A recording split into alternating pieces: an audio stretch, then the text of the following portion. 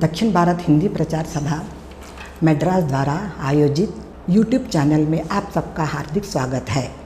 मेरा नाम doctor CH Padmavati है। सभा द्वारा संचालित प्रचारक एवं बीएड महाविद्यालय में 1994 से 2018 तक मैंने यहाँ काम किया।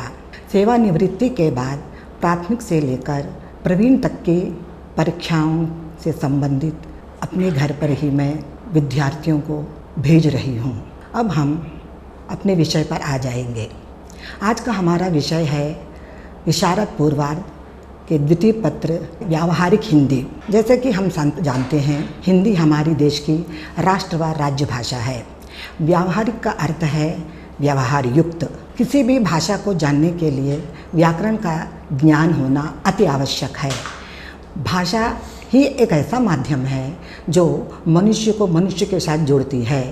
भाषा के बिना मानव का व्यवहार अधूरा है। मनुष्य एक सामाजिक प्राणी है। समाज में रहकर वे अपनी आवश्यकताओं की पूर्ति करता है।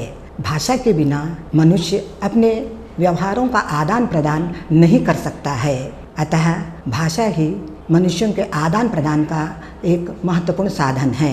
भाषा के दो रूप हैं, एक बोलचाली भाषा, दूसरा लिखित भाषा। बोलचाली भाषा के लिए व्याकरण की त्रुटियों पर ध्यान नहीं दिया जाता, परंतु लिखित भाषा के लिए व्याकरण का ज्ञान होना अति आवश्यक है। जैसे उदाहरण के लिए मैं आपके सामने एक उदाहरण प्रस्तुत करना चाहती हूँ। जैसे कि यदि कोई व्यक्ति जा रहा है तो हम उनसे पूछते हैं कि आप कहाँ जा रहे हैं, तो वह तुरंत कह देता है मैं दुकान खरीदने जा रहा हूँ। यह व्याकरण की दृष्टि से बिल्कुल गलत वाक्य है, क्योंकि कोई दुकान नहीं खरीद सकता। आटा पिसवाने जा रहा हूँ, यह भी गलत है। कोई आटा नहीं पिसवाता है, बल्कि गेहूँ पिसवाने जाता है। इसी प्रकार दुकान में सामान खरीदने जाते हैं, दुकान खरीदने नहीं। परंतु दैनिक जीवन में हम अनेक इस प्रकार के वाक्यों का प्रयोग करते जाते हैं। इसी को बोलचाली हिंदी कहते हैं। जब हम लिखित रूप में देखते हैं तो उसका रूप बदल जाता है।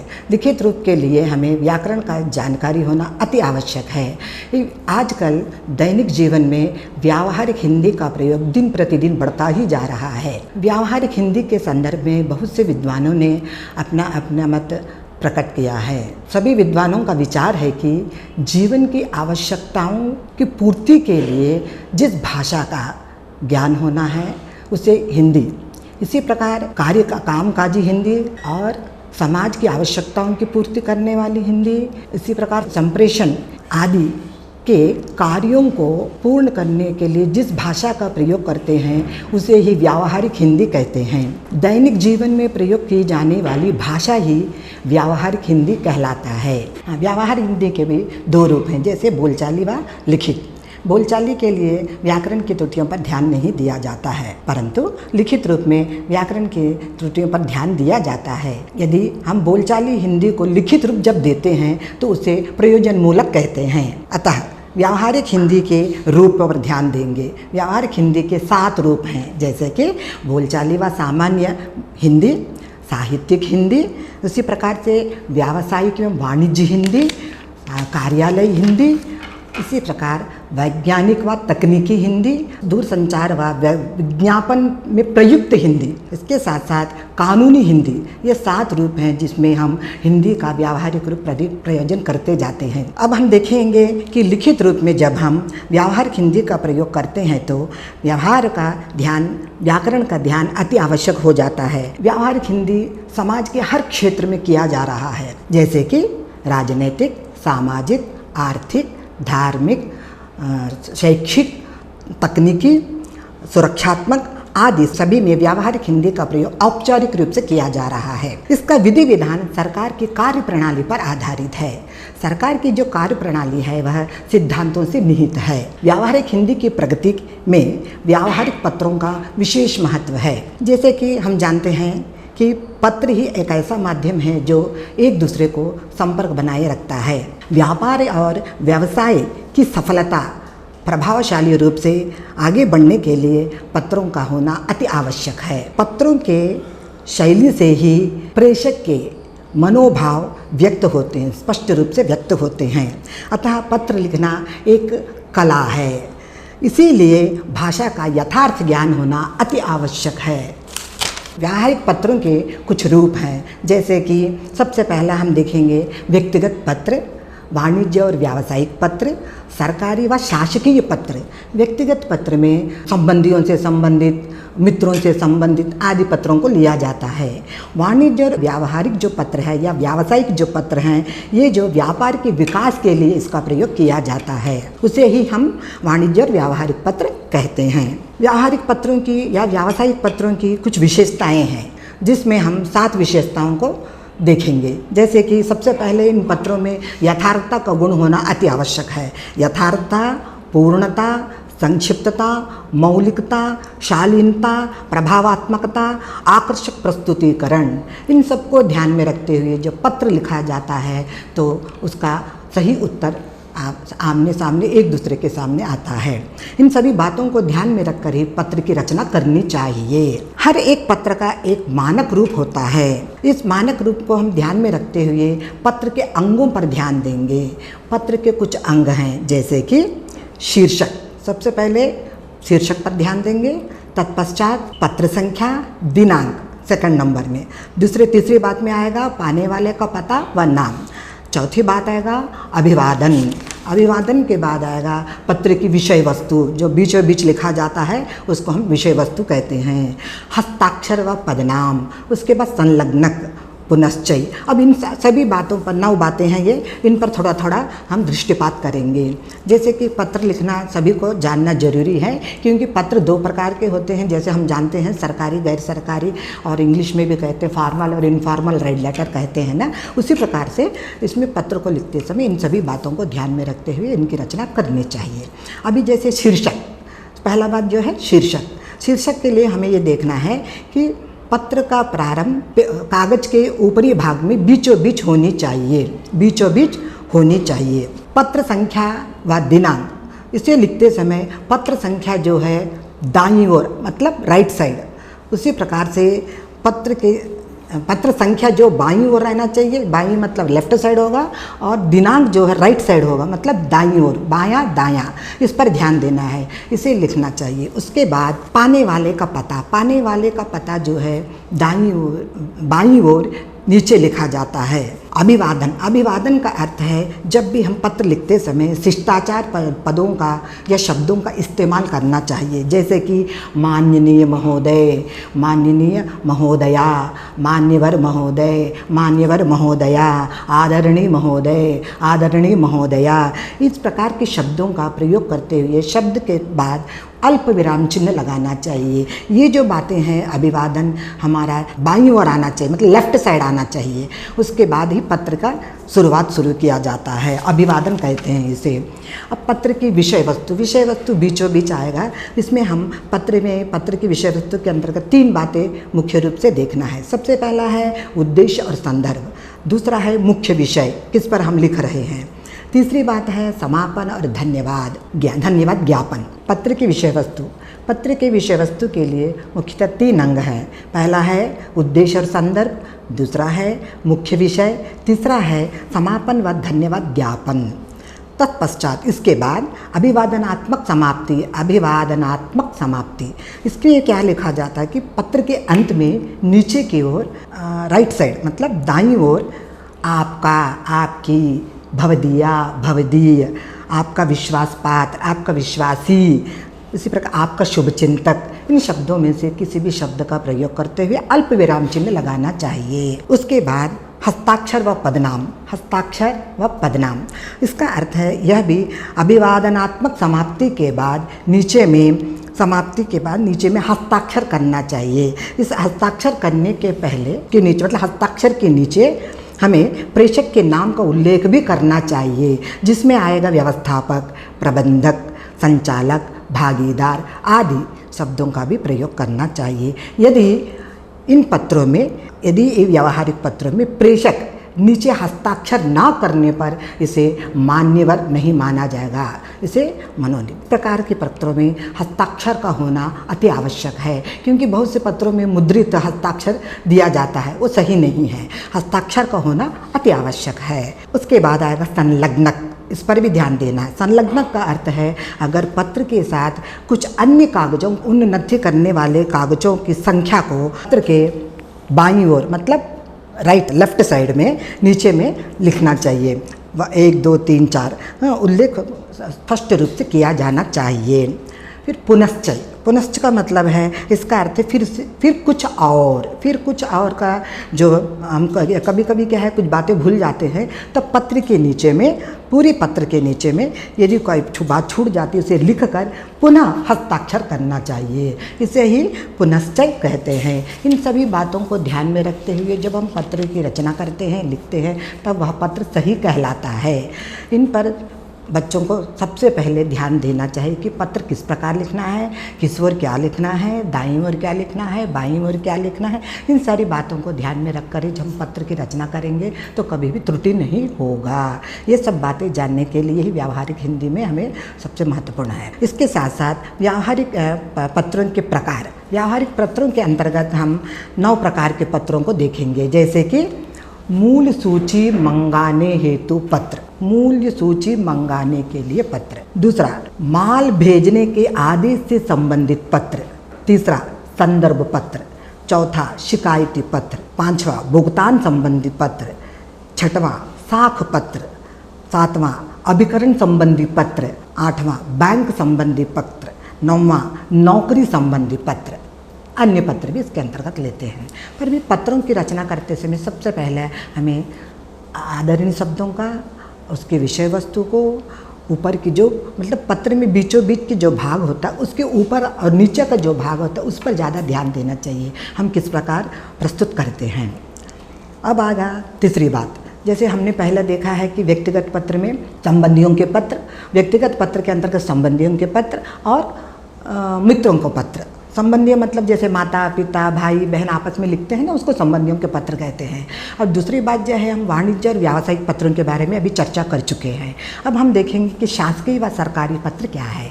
सरकारी व शासकीय पत्र सरकार के कार्यकलापों को सुचारू रूप से चलाने के लिए सरकारी कार्यालयों व विभागों के मध्य जो पत्र व्यवहार चलता है उसे हम सरकारी पत्र कहते हैं। इनका उद्देश्य सरकारी कार्यों को गति देना है।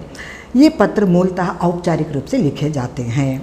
इनकी भी कुछ विशेषताएं हैं, इस पर भी हम ध्यान देंगे, इसको भी हमको जानना जरूरी है। ये पत्र जो है सरकारी कार्यों का प्राण तत्व कहलाता है। प्राण तत्व मतलब हार्ट है ये। उसी प्रकार दूसरा जो है, ये पत्र कार्यालय के दस्तावेज भी बन जाते हैं आगे चलकर। इनमें किसी निजी भावना का कोई स्थान नहीं होता।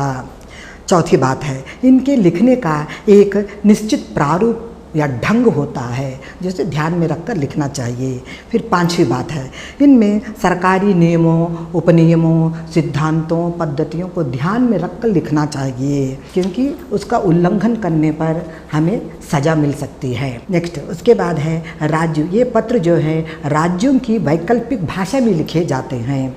उसके बाद ये संक्षिप्त व संतुलित होते हैं। ये जो हम गए सरकार, इसका मतलब हम जो अब देखे हैं ये सब विशेषताएं हैं। किसकी विशेषताएं हैं? शासकीय व सरकारी पत्रों की विशेषताएं। अब हम देखेंगे सरकारी पत्र लिखते समय ध्यान देने योग्य बातें कौन कौन सी हैं। सबसे पहला, इन पत्रों में कल्पना, बनावटी, हास्य विनोद आदि बातों को नहीं लिया जाना चाहिए। इस पर देते हुए प्रयोग नहीं करना चाहिए, इन शब्दों का प्रयोग बिल्कुल नहीं करना चाहिए। दूसरी बात, इनमें विषय को स्पष्ट निर्देशित करते हुए पिछले पत्र व्यवहार के संदर्भ का उल्लेख भी करना चाहिए। तीसरी बात, ये कम से कम अनुच्छेद या कम छोटे कथनों में होना चाहिए। उसके बाद अन्य पुरुष में ही लिखा जाना चाहिए। ये सब ध्यान देने योग्य बातें हैं। इसके बाद भाषा जो है सरल होनी चाहिए, स्पष्ट होनी चाहिए। उसके बाद संबोधन में जैसे हम पहले भी बता चुके हैं, पहले भी देख चुके हैं, महोदय, महोदया आदि शब्दों का प्रयोग करना चाहिए। अब उसके बाद की जो बात है, समापन में केवल भवदीय, भवदीया का ही प्रयोग करना चाहिए। ये हो गया हमारे सरकारी पत्रों को लिखने के ध्यान देने योग्य बातें। विशेषताएं देख चुके हैं, ध्यान देने योग्य बातें भी देख चुके हैं। अब हम देखेंगे सरकारी पत्र के प्रकार। प्रकार मतलब कौन कौन से प्रकार? अर्ध सरकारी पत्र, कार्यालय स्मृति पत्र, इसे ही कार्यालय ज्ञापन भी कहते हैं, अनुस्मारक, अधिसूचना, परिपत्र, कार्यालय आदेश, प्रेस विज्ञप्ति, संकल्प, अन्य पत्र। अब हम देखेंगे अर्ध सरकारी पत्र। अर्ध सरकारी पत्र किनके बीच में चलता है? ये प्रायः केंद्र व राज्य सरकार के मंत्रियों के बीच में गोपनीय विषयों के लिए इसे लिखा जाता है।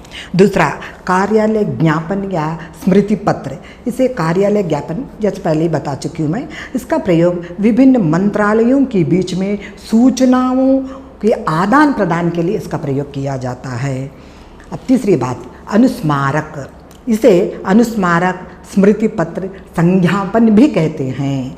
स्मारक पत्र का उत्तर यदि उचित समय पर ना मिले तो तत्संबंधी कार्यालयों को जो स्मरण पत्र दिया जाता है या लिखा जाता है उसे ही अनुस्मारक कहते हैं। अब अधिसूचना। अधिसूचना यह सरकारी विज्ञप्ति है।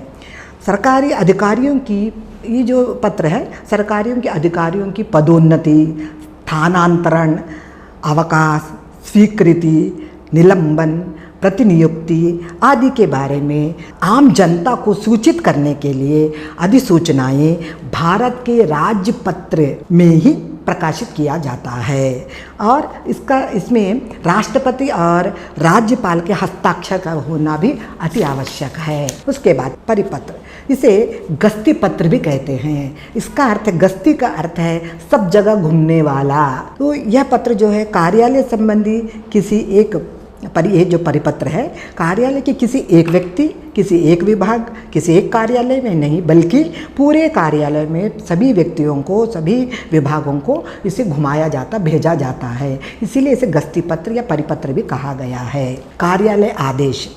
यह किसी भी मंत्रालय संबंध विभाग कार्यालय के कर्मचारियों के लिए निकाले गए आदेशों की सूचना है। यह सक्षम अधिकारी द्वारा ही निकाला जाता है। इसका अनुपालन करना अति आवश्यक है। इसका मुख्य विषय क्या है? पदोन्नति, कर्मचारियों की नियुक्ति, स्थानांतरण, तैनाती, छुट्टियां और कर्मचारियों को अनुशासनहीनता से संबंधित चेतावनी या आरोप के लिए भी पत्र लिखा जाता है। प्रेस विज्ञप्ति। सरकार की ओर से समाचार पत्रों में प्रेस विज्ञप्ति प्रकाशित की जाती है। संकल्प। किसी सभा, वैधानिक समूह का निश्चित और औपचारिक मत ही संकल्प है। अब हम पत्रों के बारे में ध्यान देंगे क्योंकि अब तक तो हम पूरा थ्योरी मतलब पूरा देख चुके, सिद्धांत को देख चुके। अब व्यावहारिक ज्ञान में हम क्या देखेंगे? व्यावहारिक हिंदी में किस प्रकार के पत्र की रचना करना, कैसे लिखना। मैं आपको 3 प्रकार के पत्रों की जानकारी दूंगी। एक है हमारा जो मूल्य सूची मंगाने हेतु बिक्री केंद्र जो है, पुस्तक बिक्री केंद्र को लिखते हैं, वो एक पत्र बताऊंगी। उसके साथ साथ 2 पत्र और भी बताना चाहती हूँ। 3 पत्रों के बारे में हम अभी जानकारी प्राप्त करेंगे। देखिए सभी छात्र ध्यान दीजिए, मैं श्याम पट पर कुछ बातें लिख रही हूँ पत्र संबंधी, उसे आप अपनी उत्तर पुस्तिका में लिख लीजिए। तो सबसे पहला पत्र है वह है पुस्तकों की मूल सूची। हमें कहाँ मंगाना है? पुस्तक मंदिर से मंगाना है। तो पुस्तक मंदिर का नाम और ऊपर में मैं मैटर लिखूंगी, उसको आप अपने कॉपी में लिख लीजिए। ठीक है। पहला वाला है, मैं बोलते जाऊंगी, आप लोग लिखते जाइए। पुस्तकों की नवीनतम मतलब नया, नवीनतम मूल्य सूची लिखिए।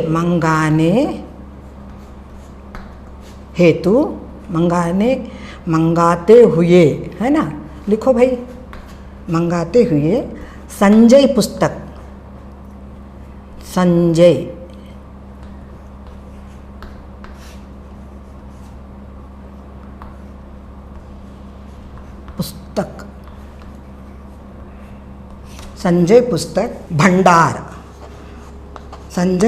भंडार। क्योंकि ये जो हम मैटर लिख रहे हैं ना, इसी में ही आपके पत्र की पूरा ये सब पता चल जाएगा। अभी मैं बताती हूँ आपको, थोड़ा देख लीजिए। संजय पुस्तक भंडार लिख लिया ना हम लोग। संजय पुस्तक भंडार, गोल घर,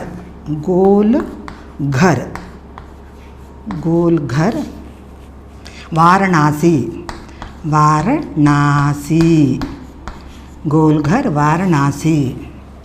की ओर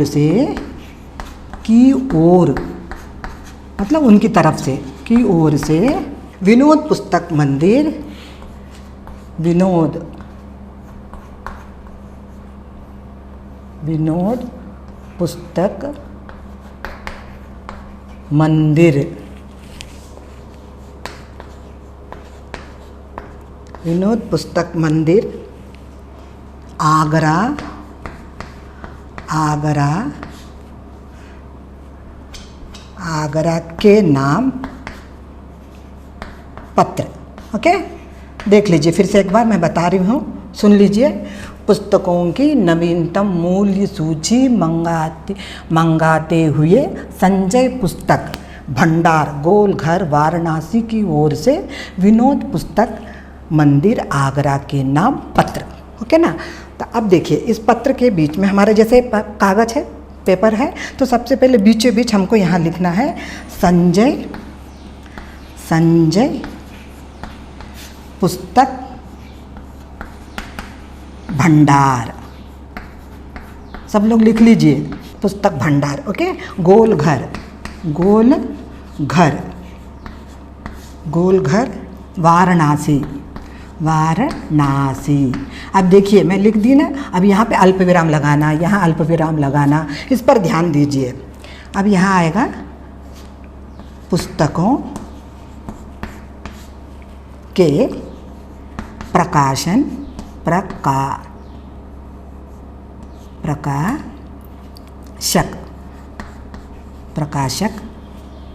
व विक्रेता,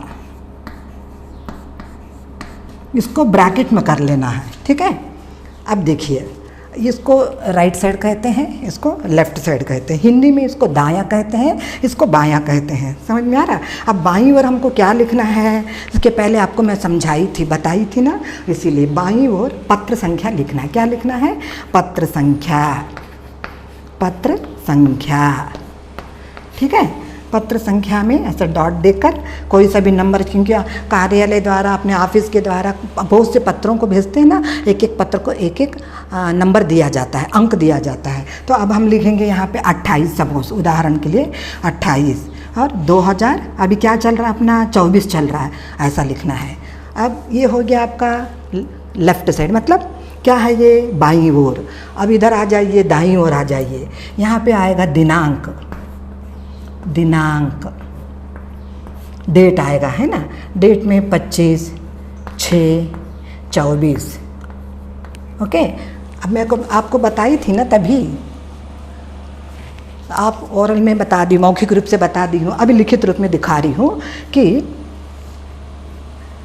ये है आपका दाईं ओर, ये हो गया आपका बायां ओर। अब तो हम लोग तो अंग्रेजी में बार बार बोल देते हैं राइट साइड लेफ्ट साइड, पर हिंदी में क्या कंफ्यूज हो जाते हैं। तो वो दाईं ओर है, ये बाईं ओर है। दाईं ओर दिनांक लिखा जाता है, बाईं ओर पत्र संख्या। पत्र संख्या के नीचे पाने वाले का पता लिखते हैं। कैसे, देखो, सेवा में,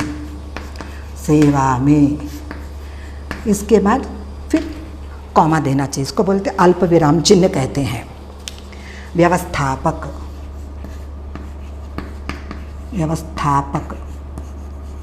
फिर कॉमा आएगा, कॉमा मतलब अल्प विराम चिन्ह। विनोद पुस्तक मंदिर, विनोद पुस्तक मंदिर। MG रोड आगरा, यहाँ कॉमा मतलब अल्प विराम पूर्ण विराम। अब आएगा, ये हो गया है, क्या बताई मैं आपको, ये दाईं ओर है, ये बाईं ओर है। यहाँ सेवा में लिखे, व्यवस्थापक लिखे, विनोद पुस्तक मंदिर, MG रोड आगरा। अब इसके नीचे लिखना है मान्य महोदय, मान्यवर महोदय, माननीय महोदया, इन बातों पर ध्यान दीजिए, है ना।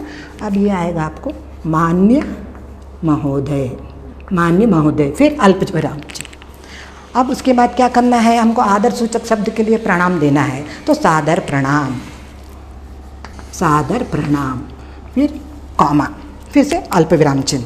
अब हम यहाँ पे मुख्य विषय वस्तु को लिखेंगे। मुख्य विषय वस्तु में हम क्या लिखेंगे, सबसे पहले निवेदन है कि आप अपने प्रकाशनों का नवीनतम मूल्य सूची पत्र के साथ साथ अपनी व्यापारिक शर्तें व पुस्तकों की खरीद, अभी मैं लिखूंगी, देख लीजिएगा।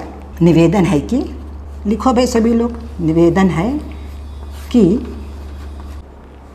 देखिए छात्रों, यहाँ तक मैं अभी लिखी हूँ सादर प्रणाम। सादर प्रणाम के बाद आपको अल्प विराम चिन्ह देना है। उसके बाद निवेदन है कि आप अपने प्रकाशनों का नवीनतम सूची पत्र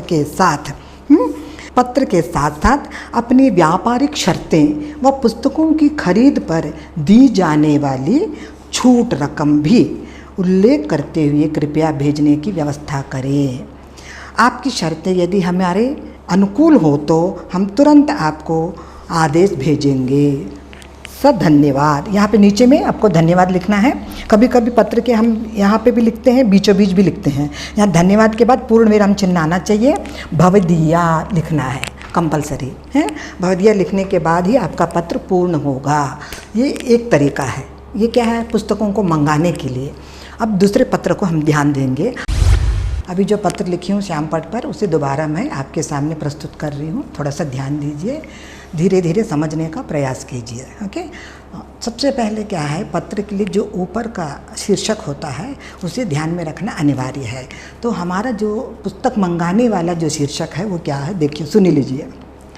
पुस्तकों की नवीनतम मूल्य सूची मंगाते हुए संजय पुस्तक भंडार, गोलघर, वाराणसी की ओर से विनोद पुस्तक मंदिर, आगरा के नाम पत्र।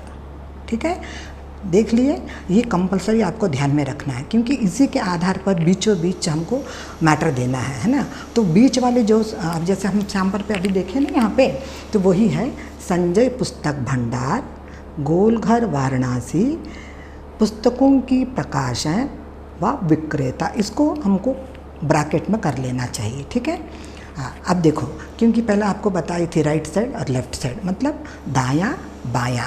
दाईं ओर जो है आपको दिनांक लिखना है। जो भी दिनांक जिस दिनांक में आप लिखेंगे ना, उसको आपको उसमें तारीख को इंक्लूड करना है, हाँ? ठीक है। उसके बाद लेफ्ट साइड में पत्र संख्या जैसे 28 के पहले आपको लिख के दिखाई थी यहाँ पे मैं, 28/2024। ठीक है ना, इसको कहते हैं बाईं ओर, इसको कहते हैं दाईं ओर। राइट साइड, लेफ्ट साइड हो गया। अब देखिए, सबसे पहले पत्र शुरू करते समय सेवा में, उसके बाद अल्प विराम चिन्ह, क्योंकि अगर अल्प विराम चिन्ह नहीं दिया जाएगा तो गलत माना जाएगा।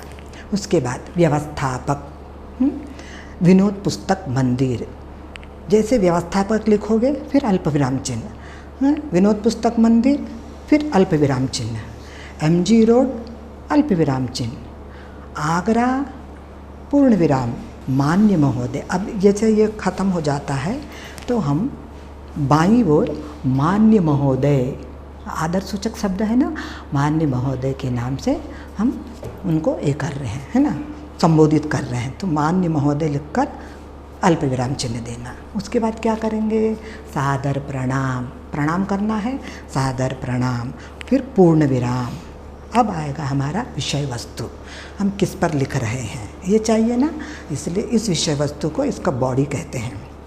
तो निवेदन है कि आप अपने प्रकाशनों का नवीनतम मूल्य सूची, मूल्य मतलब क्या है, रकम, मूल्य सूची एंड मेन है, एक्चुअली मेन भी कहलाता है। तो मूल्य सूची पत्र के साथ साथ क्या करना है, पत्र के साथ साथ अपनी व्यापारिक शर्तें व पुस्तकों की खरीद पर दी जाने वाली कटौती भी कहते हैं, छूट भी कहते हैं, छूट रकम भी उल्लेख करते हुए कृपया यथाशीघ्र हमें भेजें। जैसे ही आपकी शर्तें यदि हमें अनुकूल रहे तो आपको क्रय आदेश दिया जाएगा। धन्यवाद। नीचे आ जाएंगे हम लोग, जैसे पूरा पत्र ख़त्म हो जाता है तो हमें क्या करना है, धन्यवाद ज्ञापन करना है ना, तो धन्यवाद।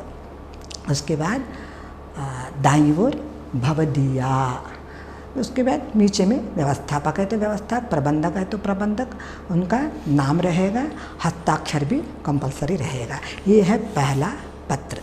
क्या है ये, मूल्य सूची मंगाते। मूल्य सूची क्या है, किसकी सूची, पुस्तकों की सूची, पुस्तकों की मूल सूची मंगाकर हमें क्या करना है, उनके रकम संबंधी भी कटौती के बारे में भी पूछना है। ये लिखने के बाद ये पत्र समाप्त हो जाता है ना। अब पहला पत्र हमारा समाप्त हुआ है। अब दूसरे पत्र का नमूना भी आपको मैं बताना चाहती हूँ। सभी लोग ध्यान दीजिए, अपनी अपनी कॉपियों में लिख लीजिए।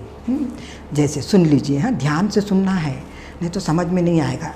हिंदी पुस्तक बिक्री केंद्र नई दिल्ली की ओर से लोक भारती प्रकाशन, कौन सा? लोक भारती प्रकाशन, इलाहाबाद को पुस्तकें मंगाने का आदेश देते हुए पत्र। ठीक है, ये पूरा मैटर है, मेन है। इसी में ही आपको बीचों बीच क्या लिखना ध्यान देना है। फिर से एक बार सुन लीजिए। हिंदी पुस्तक बिक्री केंद्र नई दिल्ली की ओर से लोक भारती प्रकाशन इलाहाबाद की पुस्तकें, इलाहाबाद को पुस्तकें मंगाने के आदेश देते हुए पत्र। ओके ना। हाँ, अब बीच में क्या आएगा देख लीजिए। पहले हम लोग लिख चुके हैं ना यहाँ पे संजय पुस्तक भंडार, उसी प्रकार से इसमें भी देख लीजिए। हिंदी पुस्तक बिक्री केंद्र क्या है? हिंदी पुस्तक बिक्री केंद्र 48 मतलब 48/96, 48/96 MG रोड नई दिल्ली। हिंदी पुस्तकों का सर्वोत्तम बिक्री केंद्र, इसको ब्रैकेट कर लेना है। ठीक है ना, बीचों बीच हो गया ना, समझ में आया ना। हाँ, अब देखिए, अब जैसे पहले पत्र में बताई थी मैं, दाईं ओर दिनांक लिखना है, बाईं ओर पत्र संख्या लिखना है। पत्र संख्या आ जाएगा, उसके बाद क्या लिखना है नीचे में? सेवा में। पहले भी हम लिख चुके हैं, अल्प विराम दिए हैं, वैसे ही आपको देना, सेवा में अल्प विराम। ओके। उसके बाद यहाँ पे आपको पहले पत्र में हम गोलघर वाराणसी लिखे, अब यहाँ ऐसा नहीं लिखना है। यहाँ पे क्या लिखना है? लोक भारती प्रकाशन। क्या लिखना है? लोक भारती प्रकाशन। फिर से सुन लीजिए। सेवा में अल्प विराम, व्यवस्थापक अल्प विराम, लोक भारती प्रकाशन अल्प विराम। ओके। अब आएगा 24 मतलब 24/98 MG रोड, ये उसका एड्रेस है, पता है। उसके बाद आएगा इलाहाबाद। हम लोग पहले पत्र में क्या लिखे थे? आगरा लिखे थे। हम यहाँ पे क्या लिख रहे हैं? इलाहाबाद लिख रहे हैं, ध्यान दो, है ना, इलाहाबाद। वही सेम हम आदरणीय शब्द जो है, आदर सूचक शब्द मान्य महोदय, फिर अल्प विराम, फिर प्रणाम, क्योंकि बड़े लोगों को लिखते समय, किसी को लिखते समय प्रणाम करना अति आवश्यक है, तो सादर प्रणाम। ओके। प्रणाम करने के बाद पूर्ण विराम चिन्ह देना चाहिए।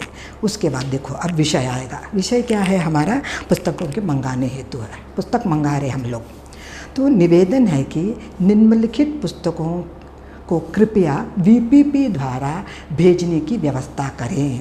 पुस्तकों की सूची इस प्रकार है। क्या कौन कौन से पुस्तक मंगाना है उसके बारे में लिखना पड़ेगा ना, तो वो भी ध्यान देना है।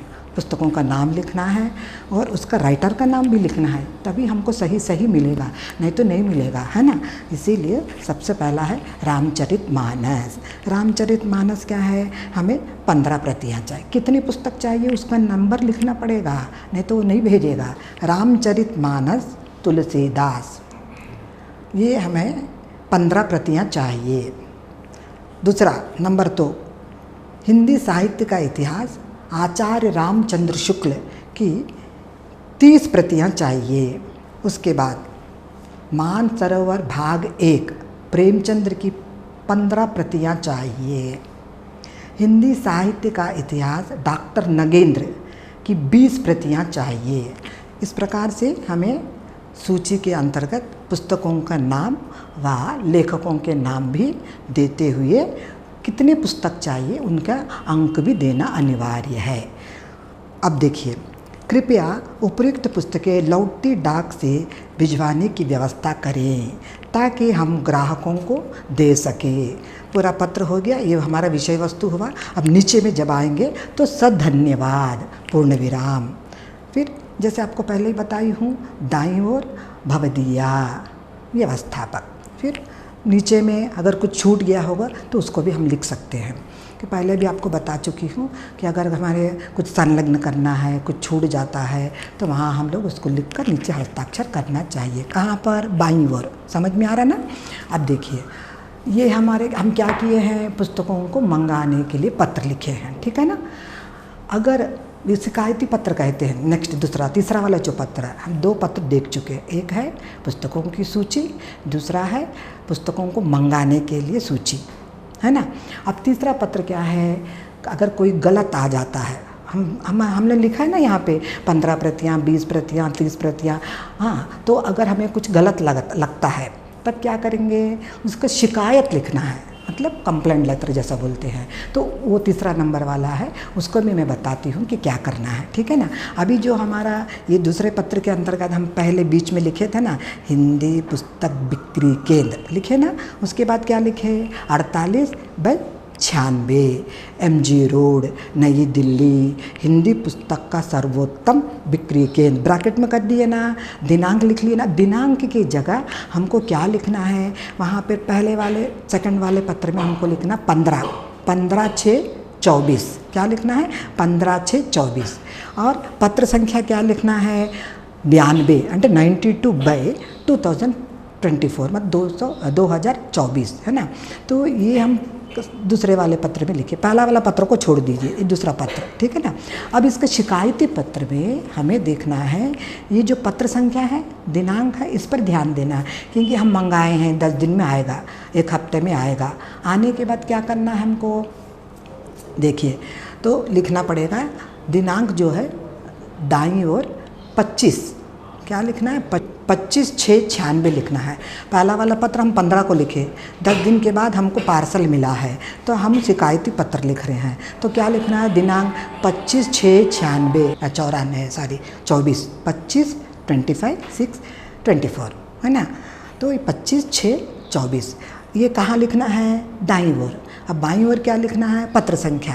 पहला वाला दूसरा वाला पत्र में जब हम पुस्तक मंगाते समय क्या लिखे थे, 92 नंबर दिए, 92/2024। अब हमको क्या लिखना, 95 लिखना है, पत्र संख्या, समझ में आ रहा। 92 नहीं लिखना है, 95 लिखना है। इस बीच में हमको भी बहुत सारे पत्र आते रहते हैं, जाते रहते हैं ना, 95 और 24।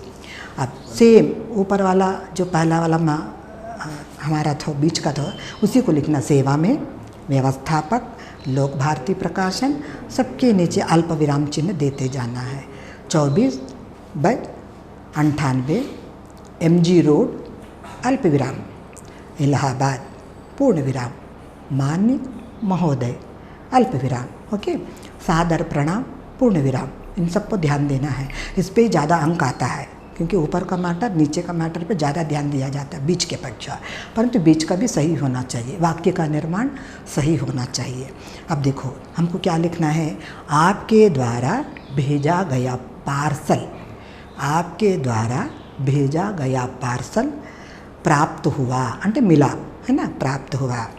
उस पार्सल में आपने नगेंद्र के हिंदी साहित्य का इतिहास के बदले डॉक्टर आचार्य रामचंद्र शुक्ल की 10 प्रतियाँ अधिक भेज दी है।